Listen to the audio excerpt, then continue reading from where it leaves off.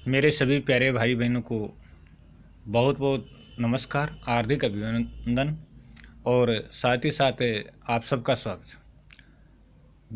दोस्तों, आज का जो अपना टॉपिक है वो है हिंदी साहित्य का काल विभाजन। और इस टॉपिक के बिना हिंदी साहित्य का इतिहास है वो बिल्कुल अधूरा है। तो चलिए देखते हैं हिंदी साहित्य का काल विभाजन, और जिनमें ग्रेरसन का काल विभाजन है, आचार्य रामचंद्र शुक्ल का काल विभाजन है, और साथ ही साथ राम कुमार वर्मा जी का काल विभाजन है, और आचार्य हजारी प्रसाद द्विवेदी जी का काल विभाजन। और सबसे बड़ा जो काल विभाजन है वो मिश्र बंधुओं का है, लेकिन उसको देखते हैं। तो सबसे पहले लेते हैं ग्रेरसन का काल विभाजन। तो डॉक्टर ग्रेरसन ने जो काल विभाजन किया उसमें सबसे पहला उन्होंने काल रखा चारण काल, और चारण काल की अवधि दी इन्होंने 700 से 1300 ईस्वी। ये ईस्वी है चारण काल की, 700 से 1300 ईस्वी। पहला पार्ट इन्होंने चारण काल रखा 700 से 1300 ईस्वी तक। दूसरा पार्ट इन्होंने बताया 15वीं शताब्दी का धार्मिक पुनर्जागरण, 15वीं शताब्दी का धार्मिक पुनर्जागरण। दूसरा 15वीं शताब्दी का धार्मिक पुनर्जागरण। तीसरा बताया मलिक मोहम्मद जायसी की प्रेम कविता। तो चारण काल 700 से 1300, 15वीं शताब्दी का धार्मिक पुनर्जागरण, मलिक मोहम्मद जायसी की प्रेम कविता। फिर उन्होंने ब्रज का कृष्ण संप्रदाय, ब्रज का कृष्ण संप्रदाय है उसकी अवधि बताई 1500 से 1600 ईस्वी, यानी 100 साल की अवधि बताई। ब्रज का कृष्ण संप्रदाय है उसको 1500 से 1600 तक बताया। फिर है मुगल दरबार, और मुगल दरबार के बाद में तुलसीदास। तो तुलसीदास जी का समय है उसको काल विभाजन के नाम से इन्होंने रखा। रीतिकाल का इन्होंने 1580 से 1692 तक रीतिकाल का समय जो तय किया। रीतिकाल का 1580 से 1692 ईस्वी तक इन्होंने तय किया। तुलसीदास के अन्य प्रवर्ती कवि, तो ये अन्य प्रवर्ती कवि हैं वो 1600 से 1700 तक इन्होंने रखे। तुलसीदास के अन्य प्रवर्ती यानी बाद के कवि।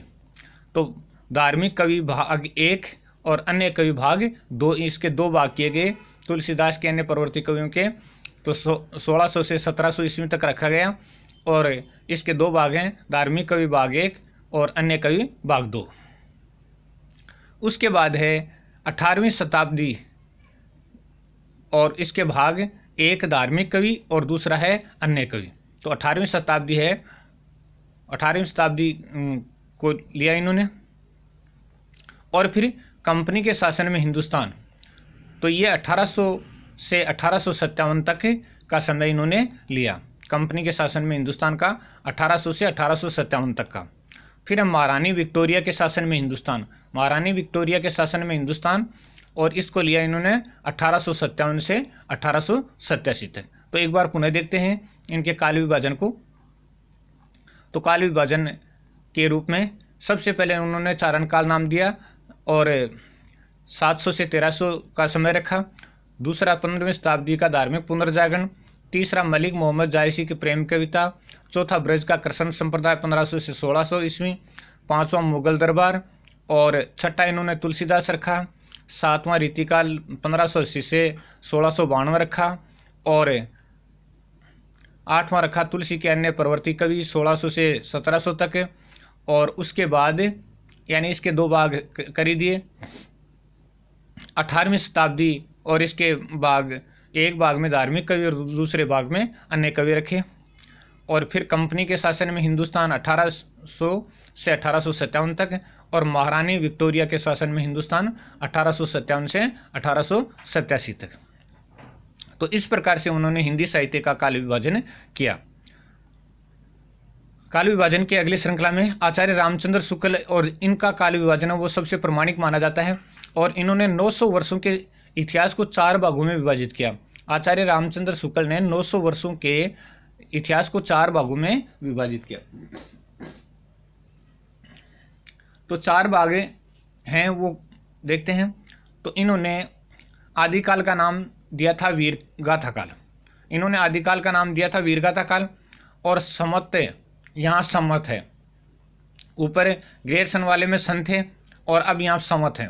तो संवत 1050 से 1375 की अवधि इन्होंने वीरगाथा काल के लिए रखी है। और आदिकाल, जो आदिकाल का आदिकाल नाम है वो दिया था आचार्य हजारी प्रसाद द्विवेदी ने, ये नाम, तो ये नाम उन्होंने दिया था। तो वीरगाथा काल है संवत 1050 से 1375। उसके बाद है पूर्व मध्यकाल, और इसका नाम दिया उन्होंने भक्ति काल। संवत 1375 से 1700 की अवधि रखी गई है। 1375 से 1700 को माना गया है। और ये भक्ति काल, जिसको इन्होंने पूर्व मध्यकाल नाम भी दिया है, यानी दोहरे नामकरण की जो परंपरा है वो शुक्ल जी ने प्रारंभ की थी। आदिकाल वीरगाथा काल, पूर्व मध्यकाल भक्ति काल, दोहरा नामकरण की परंपरा है वो आचार्य रामचंद्र शुक्ल जी ने प्रारंभ की थी। तो पूर्व मध्यकाल का समय हो गया 1375 से 1700। उत्तर मध्यकाल अथवा रीतिकाल, यानी उत्तर मध्यकाल और रीतिकाल, तो ये 1700 से 1900 तक। उत्तर मध्यकाल रीतिकाल 1700 से 1900 तक। और ये रामचंद्र शुक्ल का तीसरा काल विभाजन है आधुनिक काल। आधुनिक काल का दूसरा नाम इन्होंने गद्य काल दिया, और गद्य काल ही इनको उपयुक्त लगा। और ये 1919 से 1984 तक माना। और ये 1984 ईस्वी नहीं है, संवत है। तो गद्य काल है, गद्य काल का 1919 ईस्वी नहीं, सॉरी, संवत 1919 से संवत 1984 तक। और दूसरा नाम इसका आधुनिक काल और गद्य काल, दोनों नाम आधुनिक काल, गद्य काल। तो एक बार पुनः देखते हैं शुक्ल जी के काल विभाजन को भी। तो इन्होंने 900 वर्षों के इतिहास को 4 भागों में विभाजित किया। आदिकाल है या वीरगाथा काल, जो दोहरा नामकरण है, 1050 संवत से 1375 संवत तक, यानी संवत 1050 से 1375 तक। पूर्व मध्यकाल या भक्ति काल संवत 1375 से 1700 तक। फिर है उत्तर मध्यकाल, जिसको रीतिकाल कह सकते हैं और कहते हैं, तो 1700 से 1900 विक्रम संवत तक। आधुनिक काल, जिसका दूसरा नाम गद्य काल, संवत 1919 से 1984 तक। अब देखते हैं डॉक्टर रामकुमार वर्मा का हिंदी साहित्य का काल विभाजन। और डॉक्टर रामकुमार वर्मा ने हिंदी साहित्य के काल विभाजन को 5 भागों में बांटा है। ये सबसे बड़ी बात है, यानी डॉक्टर रामकुमार वर्मा ने हिंदी साहित्य का काल विभाजन है वो 5 भागों में किया। और 5 भागों में इन्होंने शुरू में ही 2 भाग कर दिए, एक संधि काल, दूसरा रख दिया इन्होंने चारण काल। तो संवत 750 से 1050 तक का जो समय था उसको इन्होंने रख दिया संधि काल के अंदर, यानी संवत 750 से 1000 तक का जो समय था उसको संधि काल में रखा। और उसके बाद चारण काल है उसका संवत 1000 से 1375 किया। तो चारण काल है उसका 1000 से 1375 किया, जबकि रामचंद्र जी शुक्ल हैं वो 1050 से चल रहे थे।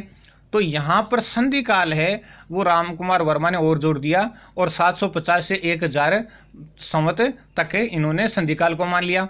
चारण काल को माना इन्होंने 1000 से 1375 संवत तक, यानी विक्रमी संवत 1000 से 1375। उसके बाद उन्होंने नामकरण जो दिया वो भक्ति काल, और संवत 1375 से 1700 तक इन्होंने रखा, 1375 से 1700 तक रखा।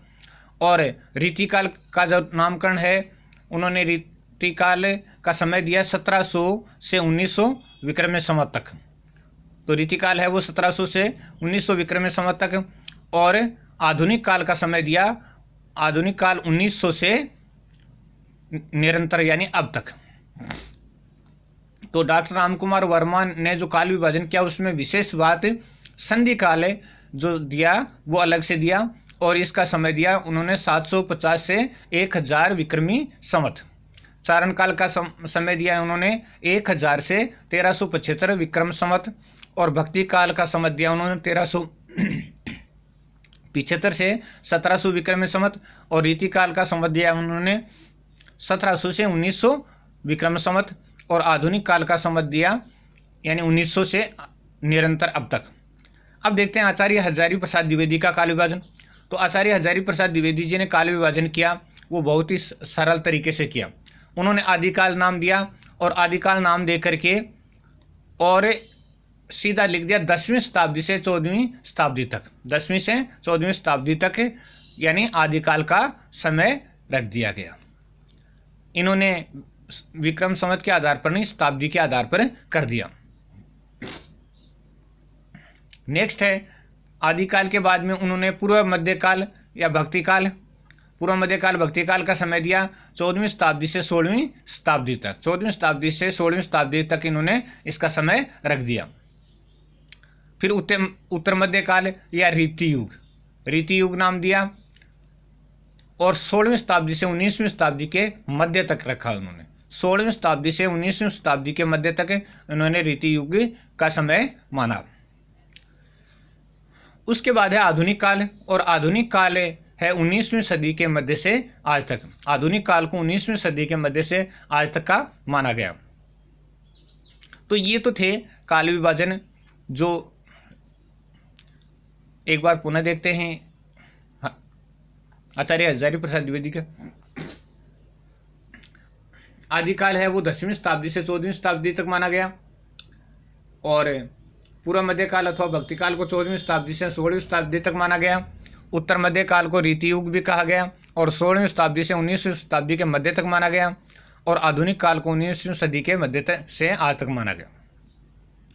अब है भारतेंदु युग, जो आधुनिक युग है उसमें भारतेंदु युग की समय सीमा भी देख लेते हैं। तो भारतेंदु युग को 1857 से 1900 तक माना गया, 1857 से 1900 तक माना गया, और ये ईस्वी है।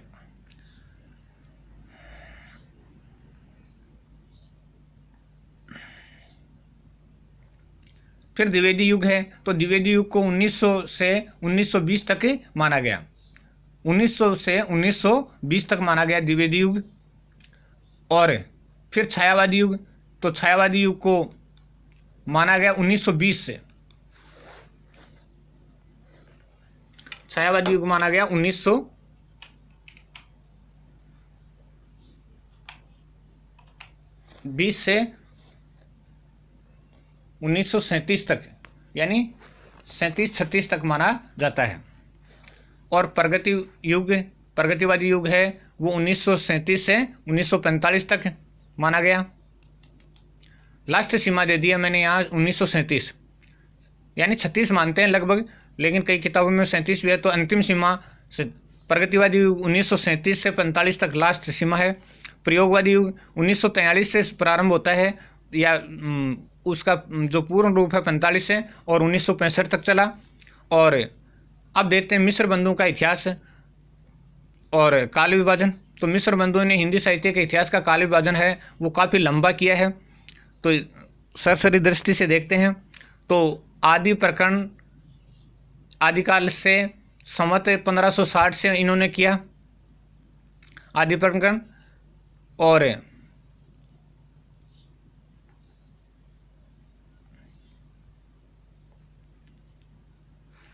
पूरा का पूरा 1560 तक है किया, संवत 1560 तक।